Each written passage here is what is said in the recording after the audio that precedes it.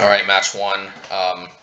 Let's go over this one. We're already one match deep in. I was actually hoping to finish this one before I had an opportunity to record, but alas, I wasn't. So I'll just do the commentary over this one and then do live commentary. Hopefully live. Hopefully there isn't like a recording problem or something for the next four. But let's go over this one and see how the league gets off to a start here. And yeah, so let's start off by, obviously I'm on the draw. And, okay, obviously we designate Obosh as our companion. Once I did forget to do that. That's really unfortunate. Now, even with 24 lands, sometimes you get hands like this. This could literally happen to any deck with 24 lands. This is just bad luck at this point. But, we do mulligan. And if I remember correctly, we put a redundant Lava Dart to the bottom. Seems kind of obvious. Yeah, and so let's see what their first play is. They play Steam Vents. I can't remember what they were on, but obviously we play land and pass. No real reason to see. I'm not sure if this shows up on the replay, but I'm putting Obosh here just because that's usually how it is during the game to remind me I've got it. I don't think this was Storm. Yeah, this was like Blue Moon if I'm not mistaken. Yeah. So yeah. So like I think what I do, I play the Mountain. I think I'm going for an end of turn stomp into Bonecrusher in my turn. We do kind of get to see how, like, even not having a 1-drop Prowess creature or 1-drop any creature in the first turn, affects the game. On the other hand, like, if you think about it, whatever I would have played on the first turn probably would have just gotten insta-bolted anyway. It's usually only when we got, like, multiple of them that they actually become a problem for the opponent. Anyway, we play Bonecrusher. And I think this gets insta-bolted. Oh, this gets Behold the Multiverse. Yeah, it gets insta-bolted. Of course, we used to say if we had a 1-drop creature, maybe that would have survived. I know, probably unlikely. But, yeah, they play the Jason Mind Sculptor. They draw a card. Yeah, we just bolt it. I think we put Obosh to hand. I can't remember. Yeah, Obosh to hand. I mean, yeah, like, the thing is, if they would have countered the, if they would have, like, forced a negation of the bolt, we would have just Firebolted, Lava Darted, so, that, you have to get the Jace out of the, off the battlefield in that scenario. So let's see what they did this time. By the way, Jace Foretold is, As Foretold is a super, Behold the Multiverse is a very good card. I expect that this will actually turbocharge the control decks. I know that, like, this may seem a little unassuming, but trust me, I think this card's better than Fact or Fiction. I really do, because Scry 2, draw 2 cards, is actually pretty darn close to Fact or Fiction. In some ways it's better, but, obviously Fact or Fiction is probably still, like, more, better at 4 mana. But, like, Scry 2, draw 2 cards is fairly close. As somebody who actually did play Control, believe it or not, as somebody who, and actually as somebody who played a ton of Fact or Fiction, actually. I mean, obviously there's been more people who played more Fact or Fiction, but as someone who played probably more Fact or Fiction than a lot of other semi-casual players back at that time, or maybe it's more fair to say semi-competitive, but whatever. Glass half full, glass half empty type thing. But so like it's fairly close to Fact or Fiction. I know we're not here to like critique control cards, but this, man, if I had this card back in the day, trust me, like I'm telling you guys, this card is the real deal, man. This card. It's fairly close to Fact or Fiction power levels, just being able to look 2 cards deep, then draw 2 more cards, to hopefully like draw 2 good cards, which is basically what Fact or Fiction does. But the fact that you can split up the casting, you can cast this on turn 3 basically, which is huge actually, because this means as long as you have 2 mana, this can actually help dig you into your 3rd, 4th, and 5th lands and so forth. Oh my god, excuse me, but like this is a this card's the real deal. I do expect this is going to turbocharge the control decks. But, back to what happened in the game. We got, is it Rai, or sorry, is it Ral? Is it Viceroy? This is a spicy one here. Yeah, because doesn't have as much raw power as Jace, but it has way higher loyalty. And unfortunately, if only Flame Slash could hit Planeswalkers too, I think we'd be in okay shape. We're not. I didn't really see what else I could do. I didn't think like Firebolting, Lava Darting really did, really put us in that good of a situation to win. I know it's like most likely the Obosh is going to get dealt with so far somehow. Most likely in the form of like, yeah, Ral using his second ability. But at the same time, my reasoning was, well, at least it'll take itself into burn range. You know, and with Seasoned Pyromancer, I was thinking, okay, well, we got a pathway back into the game. I led on Pyromancer because I thought there was a fairly good chance actually they would try to counter. It seems paradoxical, but actually I really couldn't have them counter one of my burn spells. But they did anyway. So this is where the game kind of really becomes a problem. You know, I was hoping they could counter either Seasoned Pyromancer or the you know, or the burn spells, but not both. The fact that they could counter both was kind of it. You know, you know, in retrospect, actually, I definitely should have Valakuted. You know, I guess I was thinking like, what are the odds they don't have a counter spell? But you know, I needed to follow the logic of like, you know, just praying they didn't, and one of the only ways I win is, yes, because then they have an opportunity to play this, and yeah, it's just really not good. I do think they end up countering this too. They might not even had a counter spell before, but they certainly do now. Again, my reasoning was that they're probably going. Oh, I know what. Yes, I see. Remember what I was doing. I was going for the tokens. Now I can't remember what I do. I think I go after Ral, but like, yeah, and I think I still probably have to. But like, honestly, at this point, it's getting close to maybe just go for face because, yeah. But oh yeah, and they play Shark Typhoon. See, if I would have gone for face, I could have double Lava Darted. But instead, since I'm going for Ral, I think, yeah. Since I'm going for Ral, I just end up using the rest of my burn spells to try to, yeah. I went on that first, I guess. Yeah, I mean, that was unfortunate, but my reasoning was Ral just had to die, and then I guess I could use one of my Flame Slashes, because I really felt like there wasn't much other opportunity for Flame Slash to do much. Yeah, that's not very nice. They can counter my thing with Force Negation, so like, oof, this is really getting rough here. I think they had already dealt with my Obosh, they dealt with my Seasoned Pyromancer. This was kind of like our worst fear of what could happen if we didn't have like more threats early on. That being said, the main reason we lost was because we had those Flame Slashes running on our hand that couldn't be used to kill Val. So it wasn't necessarily just because of creature problems. Yeah. So see, like I was holding this Valakut to try to sneak in this card because this is kind of my only way to win. But of course they've got another counter spell at this point anyway. So yeah, this one obviously just wasn't happening. Yeah, you know, they play Stomp. Yeah, they more flashing back spells, and now we're mega dead. So it goes. Yep, we're mega dead now. All right. Oh yeah, and so the game. Actually, yeah. Now that I think about it, man, they took so.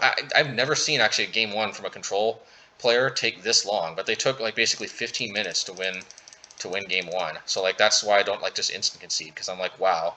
Actually, they took 16 minutes to win game one.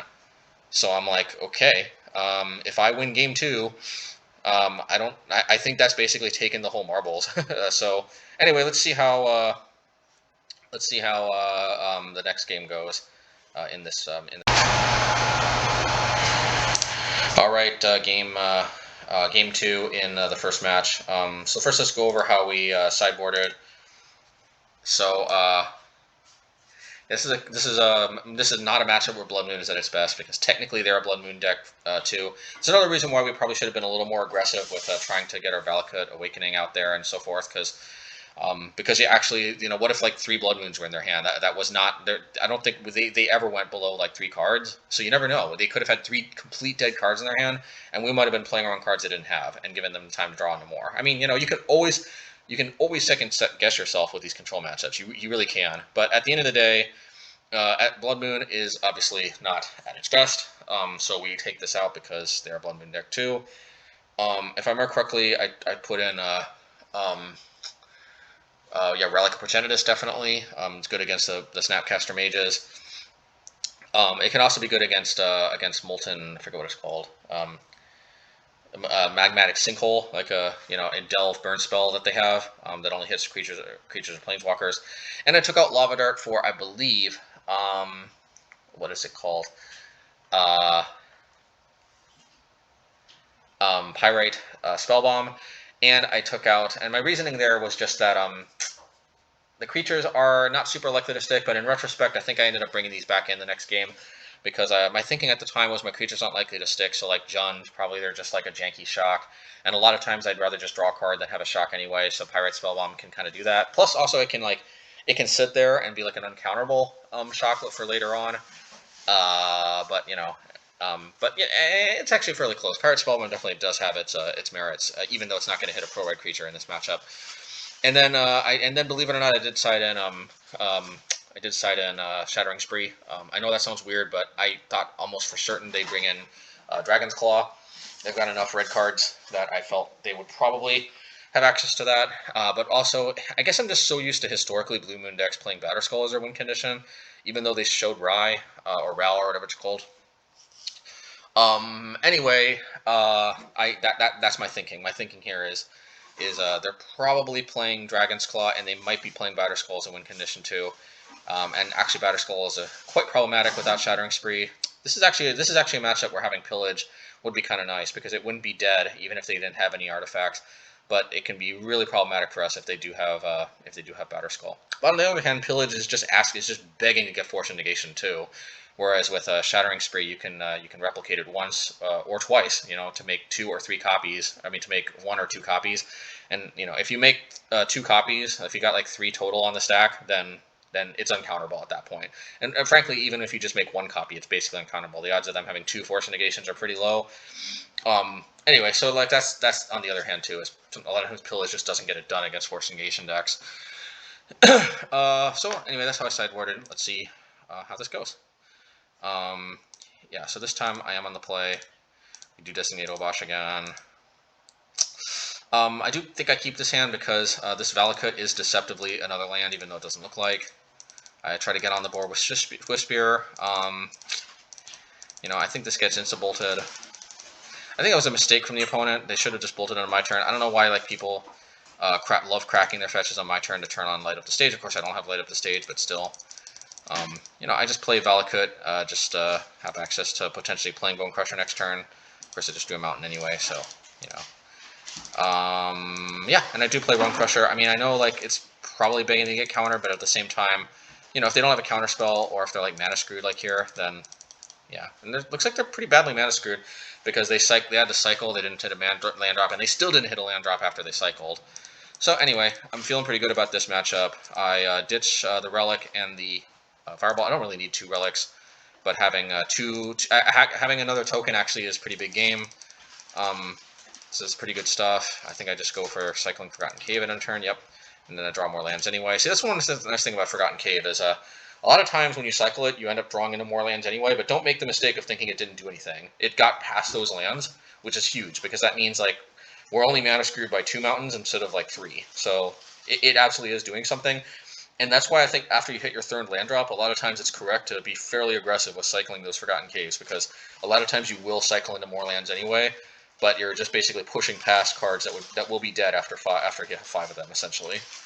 Yeah, so I mean, we go on the aggro. They're already like at 6.5 minutes. I put Obosh in the hand.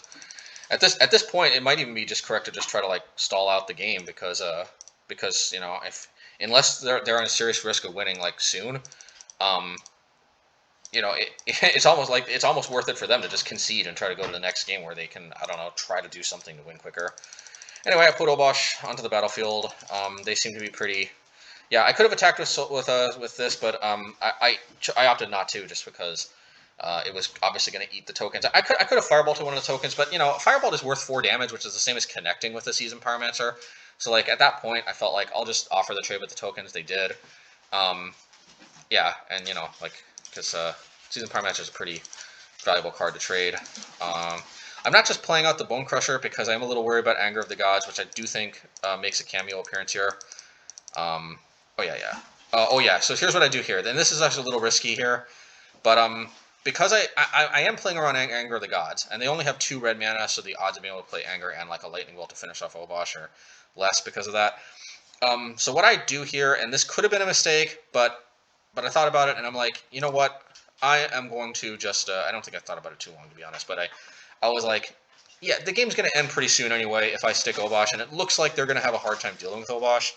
And since like Obosh, like here's the thing, Obosh is incredibly good against Blue Moon if it doesn't get countered, because it's actually kind of hard for them to deal with it with burn spells. Obviously, it's got 5 toughness. I mean, that's one reason they play Magmatic Sinkhole, but I've got my Relic here making that kind of hard to cast. Yeah, so my thinking was like, well, they can't Cryptic Command it. They're kind of low on mana, so like I'm gonna just crack the Relic so I draw it off the top from the yeah. And oh no, this also, and you know, also this turns off a Magmatic Sinkhole too. So I'm like, yeah, you know, the game's gonna end in pretty short order anyway. And you know, another thing though, maybe this was a mistake because again, like maybe I'm kind of incentivized to just drag the game out rather than go for like the Hail Mary with Obosh and just try to end the game quick. But I don't know, strategically it was just hard to pass this up because you know they were tapped out. I had an Obosh on top of my library. The only card that can basically deal with this in one shot is a card that requires their graveyard. You know, I crack a Relic. I draw the Obosh off the top. They can't counter it. They got to use multiple burn spells now to deal with this thing. You know, and you know, if they got Magmatic Sinkhole, it's either going to cost them, I think, like 5 mana, or maybe it's 6. I can't remember. But you know, it's either going to cost them their entire turn, or it's just not going to be castable at all. So yeah, and I just go ahead and use the Firebolt to be mana efficient. That could have been a mistake, but I mean, it's in the graveyard too, if needed. I think they do a Cryptic Command here. It's kind of foreseeable, but this makes me feel good about getting the Obosh into play, because this would have been like, it would have been way better for them to counter this and draw a card rather than tapping it, if you know what I mean. Because the 2 damage from Seasoned Pyromancer by itself is pretty negligible, but it does hit for 4 obviously with Obosh in play. I do think I just play out the Bonecrusher at this point. Oh no. Oh yeah. Okay, so I'm still playing around Anger the Gods. Yeah.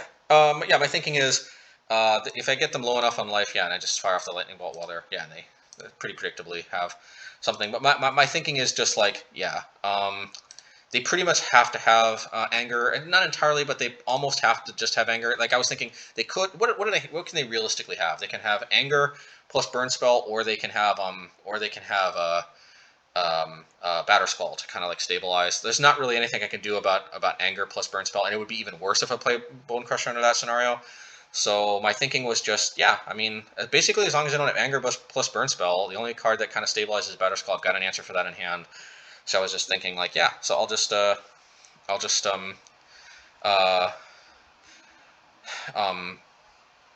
yeah, sorry, brain fart. Yeah, I'll just go for the Firebolt. So like, I just really don't want to overextend into the worst case scenario of an anger. Yeah, I just don't want to overextend at this point. And because actually, I could even win through an anger possibly if they had an anger plus burn spell, because then they'd be down to 2 cards, and then you know it's not impossible that the Bonecrusher Giant might get there. Yeah, and now I'm just feeling like it's over.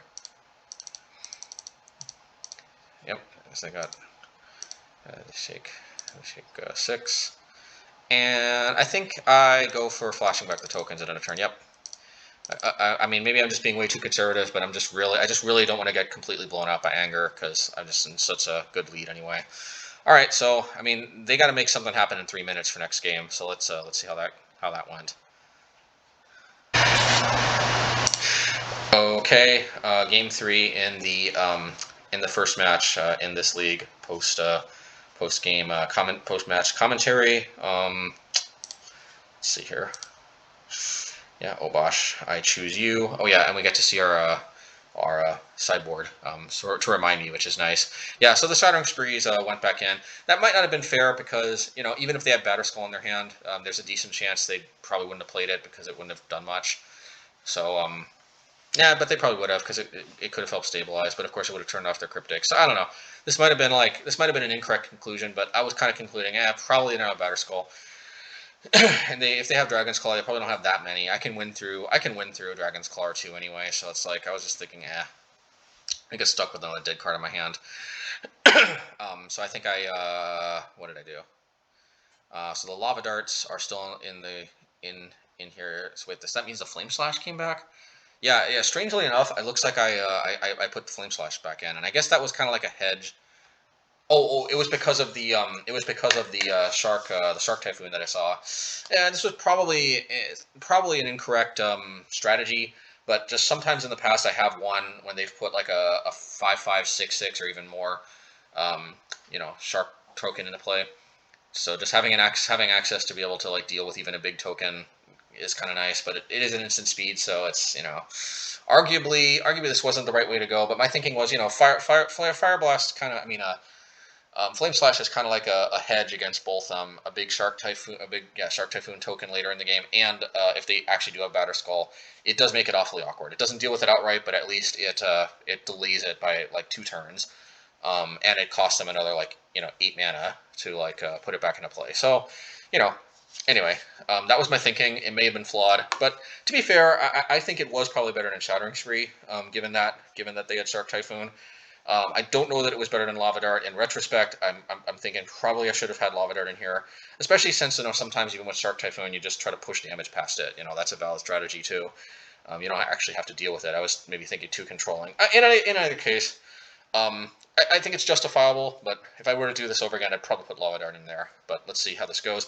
With the opponent only having 3 minutes basically left on the clock, it's fairly unlikely this is going to make that big. But just, oh yeah, that's... And actually, never mind. I think I did actually. It's interesting going back in time and looking at your plays, because actually, in retrospect, I do think that was correct because I was thinking, well, they're so low on life. I mean, so low on time. I was thinking like, yeah. So like, Lava Dart is kind of like, I want to win now. Flame Slash is kind of like it. That's my thinking. My thinking was Flame Slash prevents them from cheesing a win with like a big shark token or something. And it prevents them from like cheesing a win with like a Batter Skull that goes unchecked, or at least it delays Batter Skull. So my thinking was like, yeah, Flame Slash is pretty nice because it's a little more defensive, and like, you know, I thought like there's just not, basically at this point I'm basically the control, even though they're more controlling. We're effectively the control because all we have to do is stall the game for 3 minutes, and like, you know, I mean, it is what it is. It's not our fault our opponent somehow took like 16 minutes in game 1. Anyway, I don't know that I was like intending necessarily to stall up, but I definitely did want to put myself in the best position to not lose to some type of whatever type of blitz they might have put together. And my thinking was Flame Slash has the best chance for whatever it is that they may have at their disposal to try to win quickly. So let's just see how this goes. Obosh gets chosen as companion. Yeah, into hand it goes. I think this has to be a mulligan because it's only a 1-lander. Yeah, this is a 2-lander, so this is a keep. Yeah, Pyrite Spellbomb is definitely the weakest link here, and what? Yeah, no, I'm definitely thinking more defensively, and I think rightfully so, because I did keep the Flame Slash in hand.